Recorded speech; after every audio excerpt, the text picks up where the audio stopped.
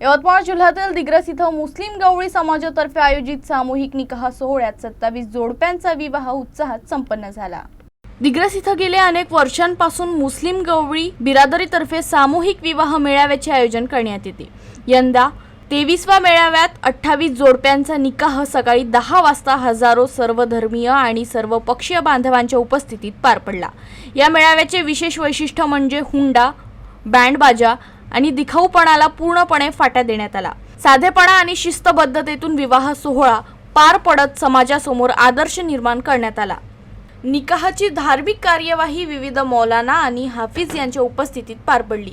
यावेळी देशाच्या ऐक्य, अखंडता आणि प्रगतीसाठी सामूहिक प्रार्थनाही करण्यात आली।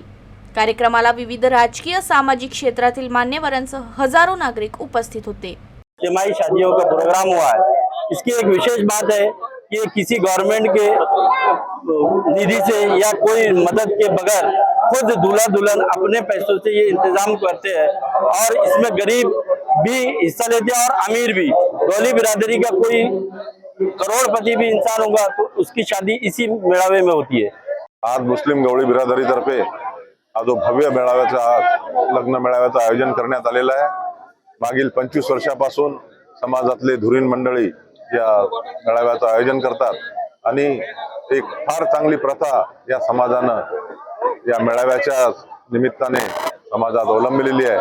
मी नवीन जोडप्यांना हार्दिक शुभेच्छा देतो आणि समाजातील जे धुरीण मंडळी आहे, जे नेते मंडळी आहे, त्यांनी जो कार्यक्रम आयोजित केला आणि संपन्न केला त्याबद्दल त्यांचं हार्दिक अभिनंदन करतो।